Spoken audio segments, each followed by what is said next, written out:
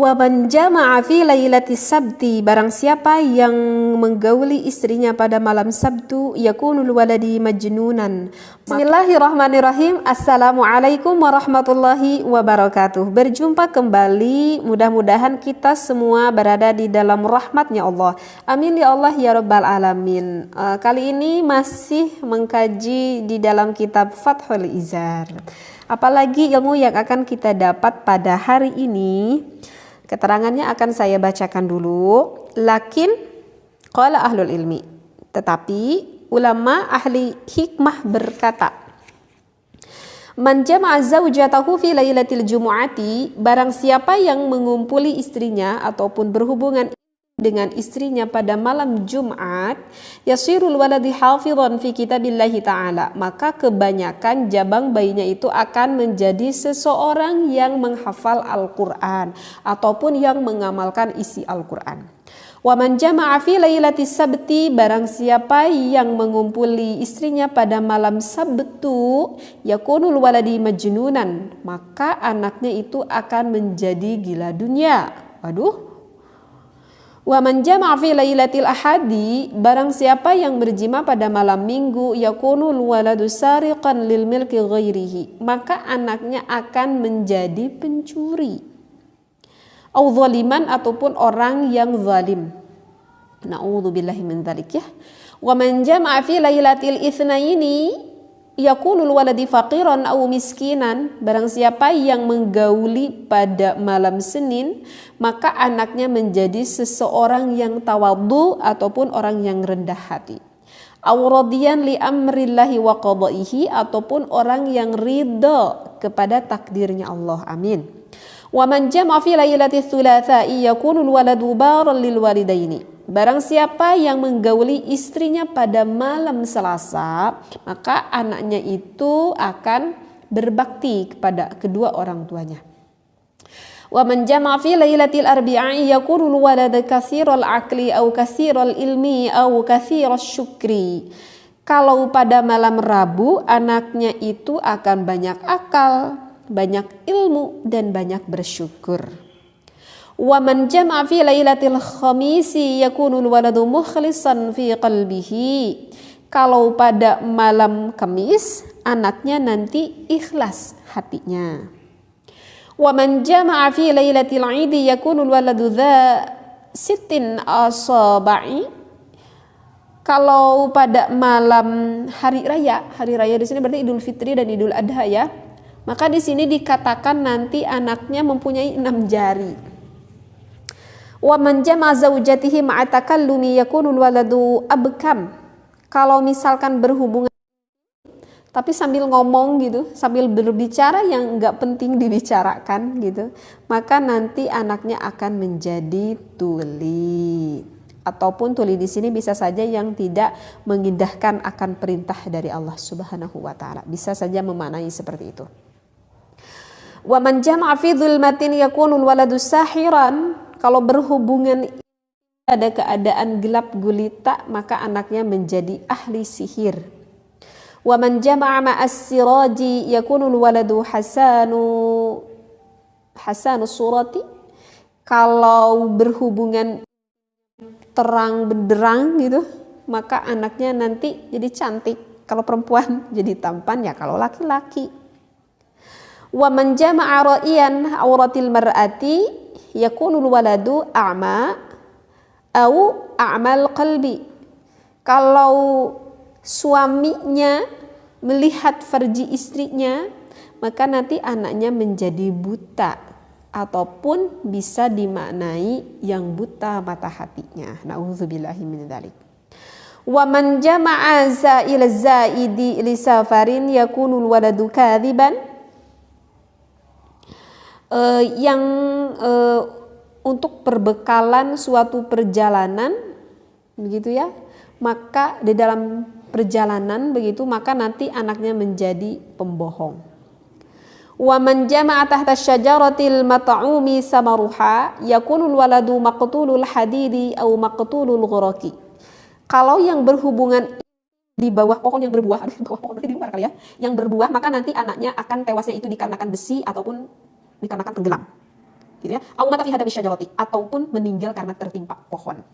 Nah, ini keterangan yang sudah saya baca di dalam kitab Fathul Izar. Tetapi begini ya, apa yang sudah saya bacakan barusan, ilmunya itu jangan langsung ditelan bulat oleh kita. Jangan langsung ditelan bulat oleh kita ya, keterangan ini. Karena keterangan yang sudah saya bacakan barusan di dalam kitab Fathul Izar ini adalah salah satu dari pendapat ulama. Jadi di sini barusan tidak ada dikatakan keterangan ini yang keluar dari al-hadis, bukan, ataupun dari ayat Al-Qur'an, bukan. Jadi ini tidak bisa dijadikan hujah, tidak bisa dijadikan hukum yang mutlak seperti itu. Hanya saja apa yang sudah saya bacakan itu adalah salah satu dari pendapat para ulama, begitu ya, dari hasil kesolehan para ulama tersebut. Jadi kalau begitu pendapat ini mau kita pakai secara bijak, ya mangga silahkan. Kalaupun kita enggak memakainya, ya secara bijak juga kita enggak memakai pendapat apa yang sudah dikatakan oleh ulama ini, ya enggak apa-apa. Ini namanya juga kan pendapat. Tetapi hanya saja yang berpendapatnya itu adalah orang yang shalih, artinya adalah yang keluar dari ucapan ulama seperti itu. Jadi memang ini yang perlu dipertimbangkan secara bijaksana. Karena begini ya, karena kalau di dalam fikih itu kan harus diseimbangkan dengan usulul fikihnya gitu ya. Jadi ingat gitu pengalaman saya waktu dulu gitu, waktu saya masih di pesantren gitu ya. Waktu itu saya masih mengaji fikih dan pada waktu itu saya belum mengkaji akan usulul fikih gitu. Nah, kebetulan saya pulang ke rumah, kemudian saya nguruk gitu ya, kebetulan yang ngaji itu ibu-ibu. Waktu itu saya tuh ngaji kitab Uqudul Lijan. Seorang gadis ngaji kitab Uqudul Lijan yang ngedengerin ibu-ibu. Padahal ibu-ibu itu lebih jago daripada saya karena saya waktu itu kan belum menikah gitu. Jadi pada waktu itu saya tuh nggak kebayang tuh gimana gitu, nggak kebayang gitu.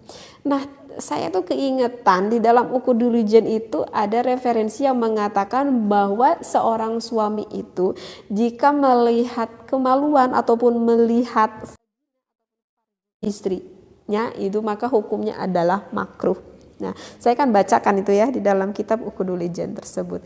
Lalu ibu-ibu yang ngaji kepada saya itu berkata, nah itu gak bisa, kalau kita berhubungan intim ya pasti terlihat gitu oleh suaminya gitu. Dan saya berkata kekeh gitu kepada ibunya, tapi ini keterangannya di dalam Uqudul Lijan Bu, makruh loh Bu gitu saya. Si ibu itu mengkekehkan gitu bahwa tetap gak bisa, bakal kelihatan. Maka saya juga kekeh dengan referensi yang saya bacakan itu. Dan kesalahannya itu ada di saya karena pada waktu itu saya belum mengaji usulul fikih. Nah, setelah mengaji sedikit tentang usulul fikih itu jadi saya tersenyum sendiri gitu ya. Aduh, kata saya gitu ya.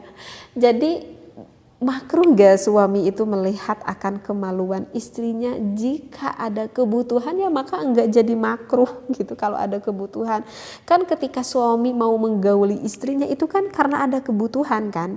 Berarti kalau begitu boleh gak suaminya melihat akan kemaluan istrinya? Ya boleh, karena kan ada maksud, ada hal yang dibutuhkan. Jangankan suaminya adalah dokter juga enggak apa-apa melihat kemaluan istri kita gitu, jika memang hal itu sangat dibutuhkan untuk kesehatan, untuk keselamatan istri kita gitu.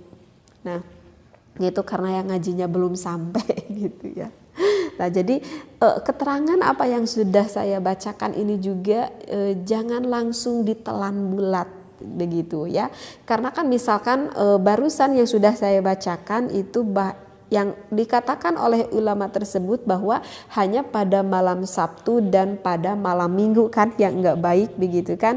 Ya kalau misalkan pada malam Sabtu suaminya berhubungan intim pada malam Minggu sehingga jadi tuh anak pada malam Sabtu ataupun pada malam Minggu, maka barusan kan dikatakan ada yang menjadi pencuri ataupun yang gelap hatinya seperti itu. Nah, terus kemudian ada timbul pertanyaan seperti ini, bagaimana suami saya itu kerja di luar kota dan pulangnya itu seminggu 2 kali liburnya begitu, sehingga ada kesempatan suami saya bersenang-senang dengan saya itu hanya malam Sabtu dan malam Minggu.